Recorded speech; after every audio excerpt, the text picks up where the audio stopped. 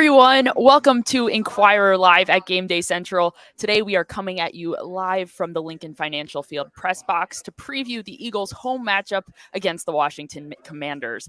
Alongside Eagles beat reporter EJ Smith, I am Olivia Reiner. EJ, how are you doing on this lovely fall day? I'm doing well. You said it. I mean, I feel like we haven't seen the sun in Pennsylvania at least in like 2 weeks. So when I woke up this morning, I saw the sun was out. I was like, all right, you know what? I'm going to go take the dogs for a walk. I'm going to, really get this day started right. So I'm excited for the show and I'm excited for the game. It is perfect fall weather, and we are happy to be coming at you live as we do before every single game throughout the season. We will be coming at you live before every game to tell you what you need to know about every single Eagles matchup. EJ, where can they find us? Yeah, inquirer.com/Eagles Gameday is where we want to hear from you guys. We're going to be in that chat giving you our analysis throughout the game. We're going to be letting you know what we see from the press box, and we want you guys to be in there too to let us know what you're thinking about the game, what maybe the broadcast is talking about, some of your takeaways. We want that to be a two-way conversation.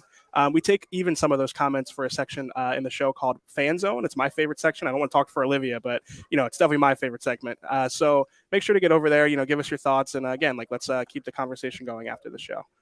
I'd say it's my favorite segment too. But all right, fair. We've got to do a different segment first before we get to that segment. Let's talk about some of the latest headlines in today's game, and let's just talk about this opponent. Last season, Eagles fans may have some residual pent-up feelings about the Commanders simply because the Eagles snapped their win streak. The Eagles went 8-1 after their second matchup against the Commanders in Week 10. This season so far, the Commanders are off to a pretty decent start. They're 2-1. They've got wins against the Arizona Cardinals and the Denver Broncos. However, they got blown out pretty bad, 37-3 by the Bills last week. EJ, what is the key to the Eagles avoiding some of the same pitfalls that they faced last season against the Commanders? Yeah, I mean, some of it's just going to be natural. This year's team is better against the run than last year's team was. That was Washington's formula last year in that second matchup, where it was to kind of, kill the clock, control the ball. It was really like that old school ball control type of, approach that you don't see teams do very often. Time of possession has become kind of an outdated stat in a lot of games. But with the Commanders last year, it was important. They kept the Eagles offense off the field, and everything that could go wrong for that offense that day went wrong. Dallas Goedert, I think he kicked an interception to a defensive back. They just had a lot of turnovers that they didn't have previously. But again, it's funny because, last year's defense was really good at rushing the passer, and it's what made them special. And this year's group is better against the run. Maybe it's just because they use more five-man fronts. I think Jordan Davis is a big part of it. Thanks for the comment, Mike Minich. Appreciate that. But yeah, I think that Jordan Davis is a big part of it. Jalen Carter, obviously, the addition of him. I think he's maybe a little bit better against the run than Javon Hargrave was last year. So, you saw it against the Bucs. The Bucs were constantly running first down, trying to, get some yards on the ground, and it was like running into a stone wall. If the Eagles can continue to do that against Washington, I think that formula that Washington used last year isn't going to be available to them. We'll expound a little bit more on the Eagles defense in just a moment. But first, I want to talk about the Eagles offense because I think there's still some conflicting feelings, at least that I have, about the status of this Eagles offense as they are getting their legs underneath of them with new offensive coordinator Brian Johnson just getting the season started. It is week 4. The Eagles offense specifically has been sputtering in the red zone. And last week, I think, was the perfect example of that. The Eagles went 1 for 5 in the red zone against the Bucs, 20% if you're good at math. I guess I am. That's why we have you. That's why you're here, Olivia. You're welcome, can do all everybody. the math. Yeah. You're welcome. And through 3 games so far, they're 45.5% converting in the red zone. How much of the Eagles' issues, EJ, do you believe are rooted in the play calling versus the execution to this point? Yeah, I appreciate you teeing me up for this because I wrote about it this week. When I watch back their red zone possessions against the Bucs, obviously one of them was at the end of the game. So I guess you call it 1 for 4, really. But I mean, when you look at it, it's a little bit of everything. It's kind of the cop-out answer. I would say that the primary thing that I noticed is that Jalen Hurts has just not been as comfortable in those situations as we've seen him in years past. That maybe it's a little bit different looks in the red zone. Maybe it's just him, again, not quite getting to that comfort level just yet. And another big part of it, and this is where play calling comes into it, is we have not seen Jalen Hurts running as much in the red zone. That's one of the things that made their offense so effective. They've been top 10 in the red zone the last 2 years with Hurts, in part because he's so dynamic as a runner that, he can really kind of, create an advantage in the run game and also make plays in those areas. So I think he's had 2 rushing attempts through the first 3 weeks of the season. Um, that aren't quarterback sneaks, which we can talk about later. And I think that that is like a little bit of a surprise. Now, listen, I think the Eagles would tell you that it's a little bit the way that defenses are playing them. I think they have called zone reads, but the read has been to give it to the back. Obviously, standing up here in the press box, it's not, or sitting in the press box, it's not always easy to tell exactly what the play call is. Maybe it's a handoff, maybe it's a zone read. But I do think that they need to get him incorporated a little bit more. Quarterback draw out of empty formations last year was really good for them. We haven't seen it very much this year. So yeah, I think that those 2 things are the primary factors for the red zone struggles. Again, it's like against good teams, they're going to have to put touchdowns on the board instead of field goals in those types of situations. So as we kind of go through the season, we pinpoint the things that they're going to have to clean up. That's definitely a big one because again, when you play the Chiefs or the Bills or the 49ers, even like you're going to need to convert on those opportunities when you get them. Mm-hmm. Jalen Hurts describes himself as a triple threat. The Eagles need to use all 3 of his talents on the field, whether it's his passing, his running, his IQ, to really leverage his talents and to have success on the Eagles offense, especially when it comes to the run game. We'll see if the Eagles can try to get him going a little bit, call some plays, design some things to really flaunt that aspect of his game against the Commanders. Let's transition over to the defense. The defense, it's kind of been a tale of 2 skill sets for this defense when it comes to going up against the run versus defending the pass. Against the run, as you already mentioned, EJ, this team has been extremely dominant thanks to the defensive front. They rank first in yards against, 145 rushing yards allowed over 3 games. They haven't allowed a single rushing touchdown, so really impressive work from the Eagles defense. Against the pass, however, it's a much different story. They're 25th in yards in the league, 785 passing yards allowed, and 31st in touchdowns, 8 touchdowns. How much, when you look at this, is this a reflection of the strengths and the weaknesses of the defense, and this is just what they are? Or is it the fact that the Eagles have been ahead in a lot of these games, which is forcing their opponents to pass the ball? Yeah, I think that there are some legitimate concerns about the passing game and the passing defense, especially in the middle of the field. Now, listen, the Eagles were unbelievably healthy last year, and that was a big reason why I think they were a little bit better in these areas. They've had a lot of moving parts. James Bradbury kind of splitting time between the slot and the outside, depending on the formation at this point. Obviously, we're going to talk about the safety situation and how it hasn't really been settled just yet. And at linebacker, I think they're starting to find some answers, but it's a weaker position group. It's a thinner position group, and it's not as good against the pass. So I think that that's going to be a theme all season is that the middle of the field defense is going to, give up big plays or give up, first downs, in key moments. And I think that that's going to be something that isn't really going to be able to fix itself. I mean, it's just a personnel issue at some point. So, I mean, the formula for the Eagles defense is apparent. They're going to have to get to the quarterback. Sam Howell is, one of the most sacked quarterbacks in the NFL. I'm sure we're going to talk about that later too. They're going to have to affect the passer because again, they're going to, and hope that the back end holds up because that's how they're built. And I think that, again, like I said, I think it's going to be a kind of a theme throughout the season. So, I mean, I think that it's definitely a concern. It's definitely something that, when you look at this defense, it's the one area that I think they can be exploited. They're decent at limiting explosive plays, but middle of the field stuff, I think that it's going to be there. So. Let's transition over to our health report. However, before we get into that, just a quick reminder, you can head over again to inquire.com/Eagles Game Day. Send us all of your questions. We would love to answer some of those on the show later on or in the future. So before we talk about exactly the health report, I will read off the inactives list because we do have that. So we'll start wide receiver Quez Watkins. He is out. We know that is a hamstring injury he's been dealing with the last couple of weeks. So again, a second straight week. No Quez Watkins. Quarterback Tanner McKee, he's the 3rd quarterback. He's out. Safety Sidney Brown is also out. He's been dealing with a hamstring injury. Running back Rashad Penny is also out. Makes sense considering the fact that the Eagles have 3 healthy running backs on the active game day roster, I should say, with Boston Scott returning from a concussion. Safety Justin Evans is also out. He'd been dealing with a neck injury this week. Returned to practice on Friday. However, he was listed as questionable for today's game. He is officially out. Offensive lineman Tyler Steen is out, and defensive tackle Moro Ojimo is also out. So those are all of your inactives for today's game. EJ, especially you look at the safety position. Sidney Brown out, Justin Evans out. What is going to be the Eagles' solution at safety?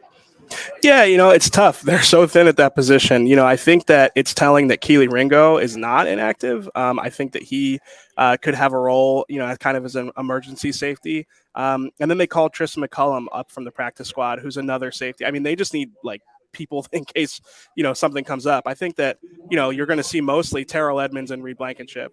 And with Evans, like he didn't practice very much, if at all, especially during team sessions. I imagine he probably didn't practice throughout the week. So Edmonds has been getting all those reps all week. At this point in the season, with those two guys both being new, I feel like Evans not practicing all week was probably reason enough not to play him. He's not a clear and away starter, and I don't know how comfortable he is in the defensive scheme. So I think that Blankenship and Edmonds, if they're both healthy and can play the whole game, they might be okay at those spots. Especially with Reed, obviously, he's just kind of who he is at this point. He's a pretty solid player, but I think that you could see Ringo. I think you could see. Like I mentioned, I think you could see McCollum if they get in a pinch, and I also think that Mario Goodrich not being inactive is interesting, whether it's in the slot or if they can kind of put him in that safety spot if they really need help. I mean, again, this is the reality in the NFL. Last year was a little bit of an aberration, I would say, about like how few injuries they had, especially in the secondary. It's really rare to have that. So I mean, yeah, it's the pictures look different each week in those spots, and I think they're just gonna have to keep figuring out which guys can kind of stick in those spots because they started the year thin and it's only gotten thinner over the first 3 games. In addition to Tristan McCollum, if you just heard it in the press box announcement there, also punter Braden Mann has been elevated from the practice squad to the active roster, and that, of course, they got to have a punter on the roster, and Mann has already been elevated once. Now this is his second time being elevated. We'll have another elevation before the Eagles need to assign him to the active roster if they decide to do so. And of course, we already mentioned Quez Watkins being out for today's game. That would indicate that Olamide Zaccheaus is going to be getting those reps in the slot. He had a really strong game last week against the Buccaneers. He was the second leading receiver on the Eagles offense, 2 receptions for 58 yards and his first touchdown as an Eagle. So certainly someone to keep an eye on in today's game. Let's go over to our fan zone, EJ's favorite segment, my personal favorite segment as well. We love hearing from you guys. Thank you so much for all of your thoughtful questions and comments throughout the week. Let's start with Bad Love. Bad Love says that the Eagles are running the ball down their opponent's throats and they decide to throw for touchdowns in the red zone. I did not understand it then, and I do not understand it now. EJ, you touched on this a little bit earlier, but why aren't the Eagles just trying to punch the ball in a little bit more frequently? Yeah, I think it's a fair point. We talked about the play calling in the red zone earlier, and I think the run game has been the thing that's sustained the offense. When you look at Jalen Hurts' success rate as a passer, it's toward the bottom half of the league so far, and that's it's a departure from last year. So I don't really understand it. I think that's it's a fair criticism. And I mean, we talked about the zone read stuff earlier. Like if teams are trying so hard to take away Jalen Hurts in the zone read game, then there should be openings. They always talk about how Jalen Hurts will freeze the backside, and that sounds kind of weird. Freeze the backside of the defense, I would say, and like how he's +1 in the run game and everything like that. So it should be an advantage for them, and it hasn't been so far. So I watch, obviously I watch it back, and I won't pretend to be able to discern exactly what's going wrong on every play, but I definitely think that the run game probably should be a bigger part of their red zone offense. It's a legit question, Bad Love. We'll see if the Eagles try to run it when they're in the red zone a little bit more frequently today. Thank you for your question. Let's go over to Derm Guy. The question here is, the only compelling reason to ban the Eagles QB sneak is if all other teams could execute it as well as the Birds can. Other than that, too bad. EJ, are we calling this the tush push? Are we calling this the brotherly shove? What are we calling this play? I do like brotherly shove more than the tush push. I mean, I just don't think I've ever said the word tush in my life before, so I don't necessarily want to make a habit out of it. It's kind of a weird word to say. Although I did just say backside, so I guess I can't be too picky. I agree with Durham Guy, whether he's from Durham or a dermatologist. I'm still curious for the record, but I agree with him. I think that there's much ado about nothing with this play. Like, people say it's ugly. It's like what football plays don't need to be like aesthetically pleasing. That's not like part of the the requirement for the game. And again, I think it's another fair point. It's like teams have advantages. They have plays that they can run over and over and over again, and the Eagles are particularly suited to do this type of thing. Like if other teams had an offensive line coach who could teach it, like Jeff Stoutland, an offensive line that is as talented at doing it as the Eagles' offensive line is, and then a quarterback who, I mean, I know Mike Sealski said in his column, like, have you heard that he can squat 600 pounds? But again, you see other teams in the league try to do it and they fail at it. It's not necessarily an easy play to work to, get the intricacies right. And like we've seen the Eagles even struggle with it. So listen, I think that it's kind of, again, much ado about nothing. I know that the Eagles, they usually try to take the high road on these things when they talk about it, but yeah, I mean, you can't. It's not really fair to say that they're just too good at it. It's automatic, so they shouldn't be allowed to do it. I mean, like, what are we just going to ban, like, Micah Parsons from rushing off of the edge next? Like, I don't know. I think it's a little bit of a slippery slope, but I want to hear your thoughts on it, Olivia. I want to know what you think of the brotherly shove here.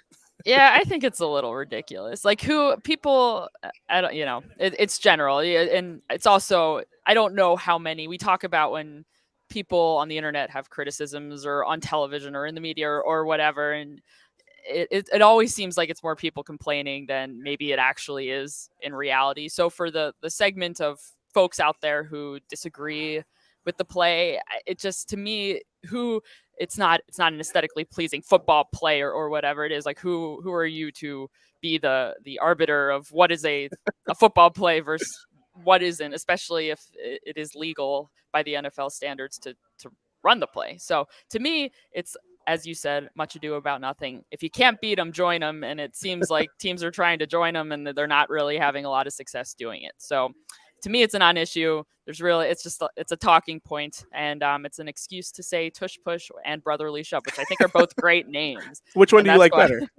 Which I one do you think go I with? really, gosh, that's really tough because I like the rhyming aspect, but I like the play on words with brotherly shove too. I think that's all very creative. I give A pluses all around, whatever we're calling it.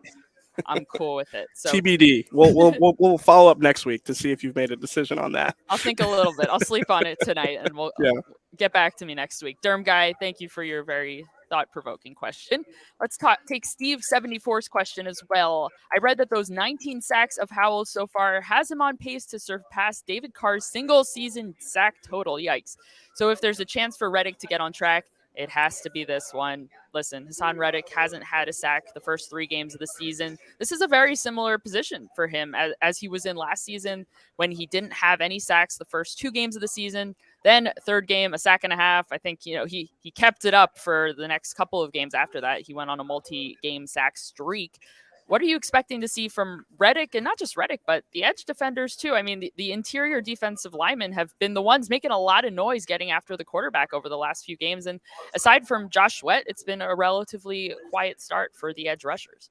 Well, I wasn't in on Hassan Reddick's scrum this week, but I did read your great story. And because of that, I learned that, Hassan talked about how there's been a lot of chip help on the edges and how that's been helping free up the interior rushers. So at some point, I think that's going to be cyclical and it's going to go the other way. I think that the edge rushers are going to be a little bit more freed up because teams are going to have to start sliding to Jalen Carter and Jordan Davis and Fletcher Cox. I mean, the impact that they're all having on games is going to make teams pay more attention to them. And then that's going to give more one-on-one matchups and opportunities for guys like Hassan Reddick and Josh Sweat. So whether it's this week or in the coming weeks, I do think that Hassan Reddick, his time will come. Again, I learned in your story that the cast is coming off for him. He had to wear a cast over his thumb the first 3 games. And, it seems like he's very eager to play football again with his hands unimpeded. So I think that, like I said, I think his time's going to come. For these guys, a lot of times, especially him, they come in bunches. And, even if he doesn't have that many sacks, his sacks tend to be very impactful because he is – I feel like most edge rushers don't actually have like a knack for like getting the ball. It's kind of luck of the draw whether or not they knock it loose. But with him, like I've never seen an edge rusher so strategically like swatting at the ball when he gets to the quarterback. So he's a high impact player. He's the type of guy that teams have to game plan for. And this is how it happens. It's like teams go, oh well, he hasn't had a sack in 3 games. Like we don't really need to pay a lot of attention to him or center the whole game plan around him, and then all of a sudden he ruins the game for you. So I think his time is definitely on its way, and I think it could be today. I mean, Washington's front, it's a little bit shaky. I think that the Eagles really haven't faced like a really good offensive line yet. I think that's part of why the interior guys are doing so well. But even if they were, it's a talented group. And I think with Sam Howell, you've seen it. He's very susceptible to pressure, and maybe not getting the ball out when there is pressure. So could be a big day for the Eagles pass rush. It reminds me of Carson Wentz last year when they just made his life miserable for an afternoon in his first game against the Eagles. Could be a similar type of performance. Steve, thank you for your question. We appreciate everyone this week. Thank you all. Let's head over to maybe my second favorite section of the show, our predictions. Let's whip out the crystal ball. But before we get into that, let's hear from our colleague, Jeff McLean, for his thoughts on today's game. I am Jeff McLean of the Philadelphia Inquirer. Thanks for joining me here on Gameday Central.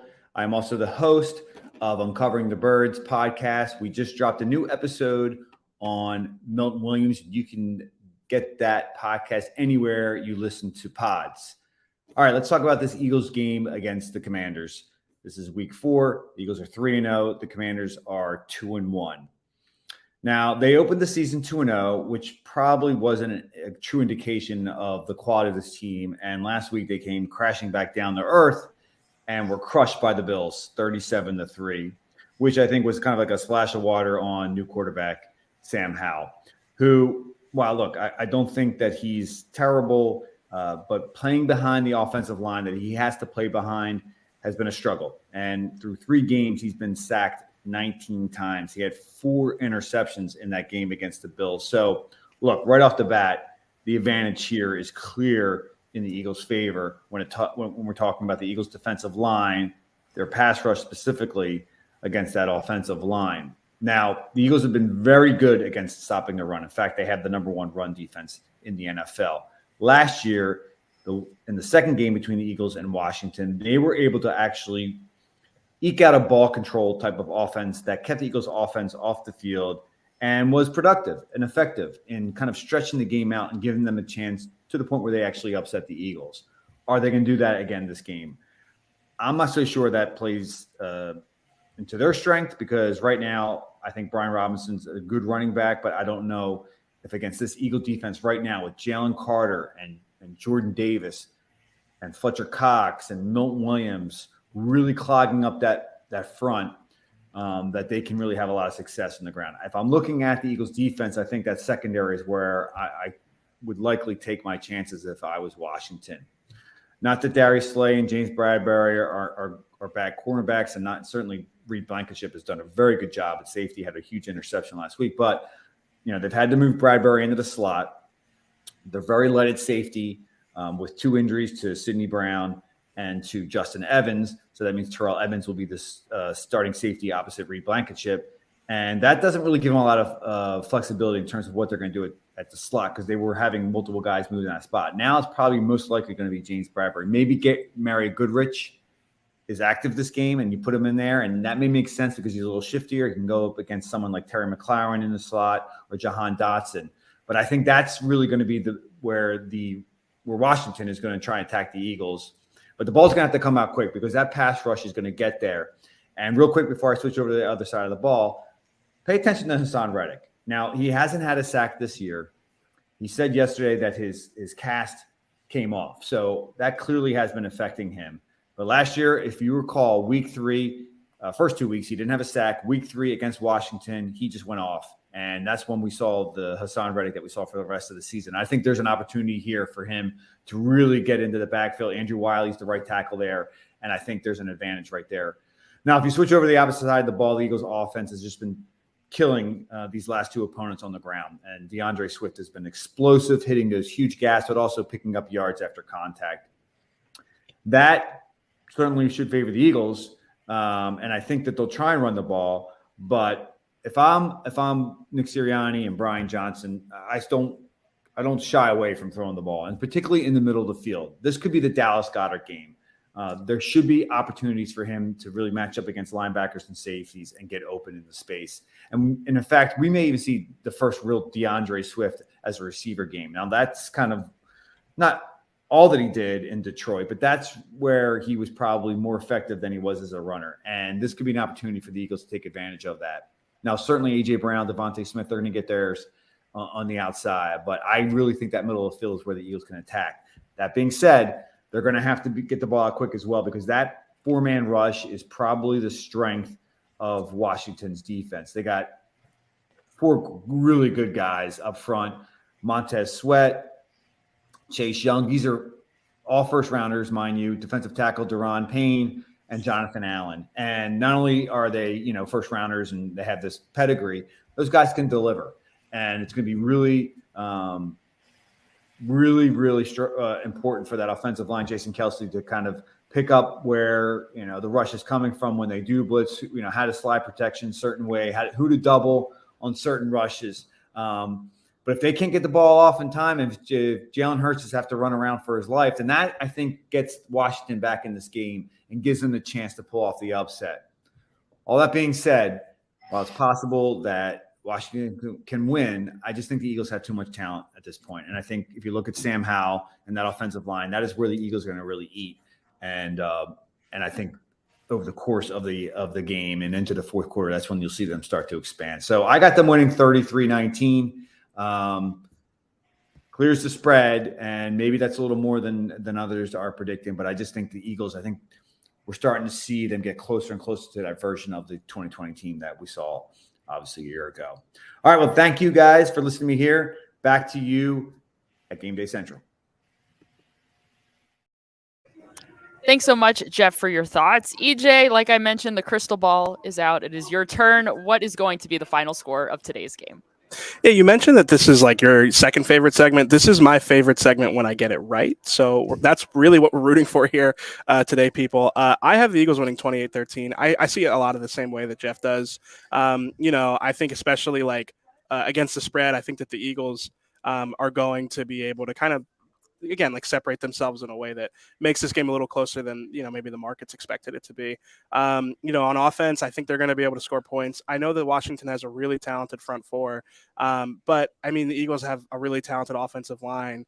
In terms of running the ball, Washington is 15th in efficiency against the run, according to, it's not Football Outsiders anymore. The name is escaping me. In DVOA, basically. The Bucks rank better than that. And we've seen even good run defenses struggle against the Eagles because of that uniqueness that Jalen Hurts offers to that run game. So I think they're going to be able to run the ball. I think they're going to be able to throw the ball. I think that they have the receivers to exploit an unproven secondary a little bit. Even against good secondaries, we've seen the Eagles receivers be able to separate. So offensively, I don't think they're going to have trouble putting up points. And then defensively, I think that the pass rush is going to be able to get to Sam Howell, and I think he's the type of young, inexperienced quarterback that will be really negatively affected by that. We've seen this Eagles defense the last few years, against quarterbacks of the Sam Howell variety, young guys who, haven't seen a lot of action yet. We've seen them really struggle against this Eagles defense because of the pass rush and because of kind of the chaos that's happening in front of them, kind of takes them out of their game. So I have them winning 28-13. I expect this to be a game where we're really talking about Sean Desai and the creativity and the defense and, kind of having to make things work with, players in different positions, players in spots that they weren't necessarily in before. So, I think that this will be kind of one of those boring Eagles 2-score wins that we saw a lot of last year. Jeff mentioned it. I think that the team is starting to look a little bit more like last year's version. I think that, they haven't peaked yet, which is probably a good thing. I think they've got a lot of things to work out. But I do think that they're going to be able to win this game, even if they aren't at their best. I'll keep it short, and I've got a similar score, but perhaps a bit closer than the other two predictions we've heard from so far. I have 28-17 Eagles. Listen, just the thought of the Washington run defense trying to stop this Eagles rushing offense is, I think DeAndre Swift and Jalen Hurts should feel pretty good about themselves in that department today. The Commanders allowed 122 rushing yards on 23 carries in their win against the Broncos. I mean, you look at even the Bills game, the Commanders conceded 168 rushing yards.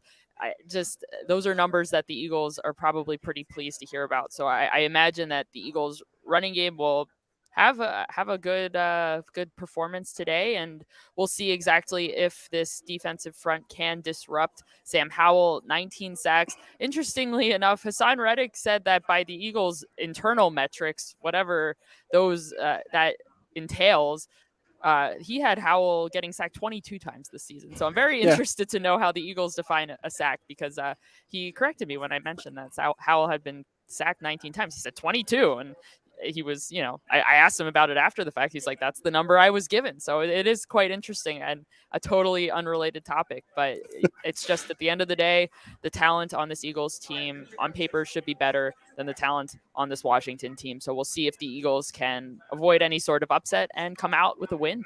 All right, let's talk our player picks for today's game. Quick, EJ, who are you keeping an eye on in today's matchup? I wrote Devontae Smith down, but your like eloquent, explanation of why the Eagles run game should be effective has changed my mind. I'm going to go with Jalen Hurts. Particularly Jalen Hurts on the ground. I think that that's something that the coaching staff is aware of, that it hasn't been quite what it was last year. Maybe this is like, they're trying to protect their $255 million quarterback, but I think that that's part of what makes him special. And I think, you know what, he hasn't had, kind of a breakout rushing game. I think his season high is like 35, 36 yards. So I think Jalen Hurts is going to break that today. I think that he's going to, have a couple of effective runs, whether it's in the red zone or otherwise. I'm going to go Jalen Hurts as a runner today. I think he's going to have a big game. At the mesh point of my question and your answer, EJ, you decided to keep the ball and run with it. So that was A+. Well done. Let's see what Jalen Hurts decides to do. We've already talked about my player quite extensively today. Hassan Reddick. Is today the day that he breaks through? I don't know. He's got the cast off of his right thumb. He says he's not making any excuses, but the cast definitely was more restrictive than he thought it was going to be. So is today the day that he can try to do a little bit more grabbing with the hands, getting to the quarterback? Perhaps this is the right offensive line to try to exploit. We'll find out. All right, everyone, it is time to wrap up the game. And as the Eagles are getting their heads in this game, getting ready and out on the field right now, warming up, we are going to go warm up our fingers so we can type some wonderful stories for you to read over on Typer Shark. Yeah. on Inquirer.com. Thank you so much for tuning into Inquirer live at Gameday Central. Stick around with us. The party is not over. We will be over on Inquirer.com/Eagles Gameday to comment all about the game throughout the game in real time from the press box, so we can keep that conversation going. EJ, where can they find even more of our coverage? Yeah, remember to stay up to date on all of our Inquirer Sports coverage by subscribing to our Sports Daily newsletter. You'll see our most recent articles along with other Phillies, Sixers, and college sports coverage. A lot of the articles referenced throughout this segment will be there. You can also keep up with Philly's most seasoned beat reporter on Uncovering the Birds with Jeff McLean. He had a new episode that dropped on Friday. You can listen to it wherever you get your podcasts or go to Inquirer.com/podcasts. That is all for today. Thanks so much for tuning into Gameday Central.